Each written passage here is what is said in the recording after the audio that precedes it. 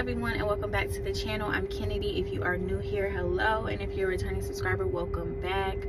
Sorry for the noise, guys. If it is noisy, I am charging my car, so I hope this doesn't bother you all too much, but I wanted to still go ahead and give you all this word, okay? And before we get started, please make sure you are subscribed to the channel if you haven't already, so you don't miss out on any faith-based or Christian-based content here on this channel. We're on the road to 2,000 subscribers, and I'm just so excited. I know we can get there. So we are right now in the Esther series. I told you guys in the last video that the Lord is calling me to go ahead and speak about Esther since this entire fast and everything.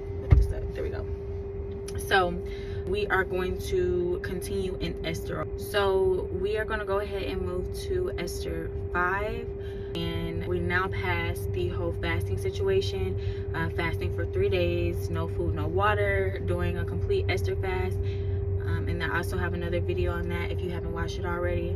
But we are now going to when Esther is now in front of the king. So the Lord revealed to me while I was reading the beginning of Esther 5, he pointed out that when Esther went to the king asked what was Esther's request. So she comes up, he gives her the gold scepter or scepter, one of those words, I'm sorry y'all.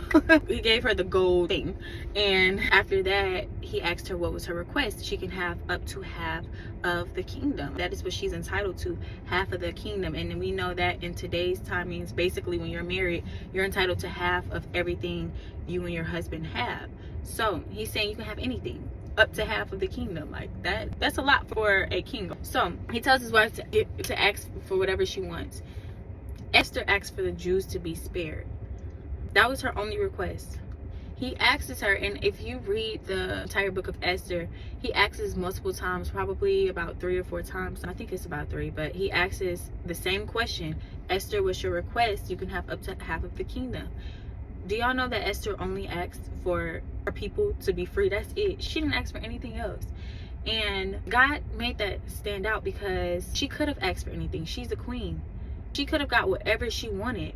But she followed this very specific instruction of Mordecai to ask for the Jews to be spared. So that is important because a lot of us always ask for things outside of what is actually needed at that moment. We become greedy with how we look at what we should have or could have before we even think about the things that we necessarily need before we get to that point. What does it look like? She asks, okay, not only do I need you to let an entire nation free, I want some jewelry. Go ahead and throw a little jewelry my way.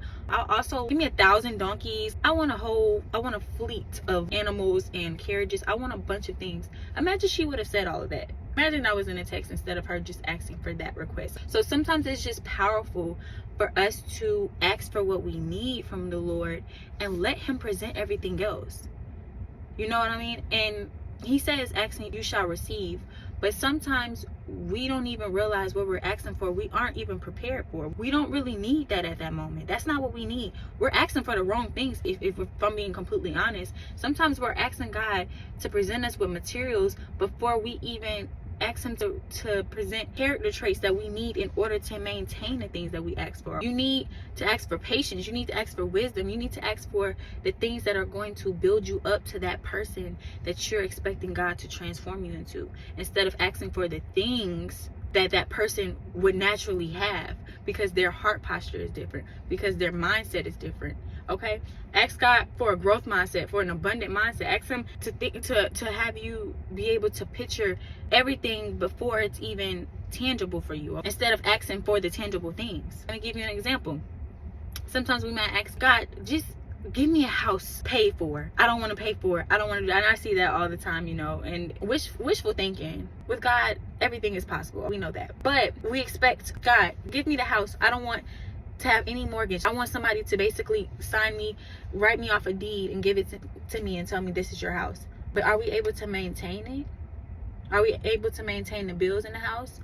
Are we able to make sure that we're able to furnish the house?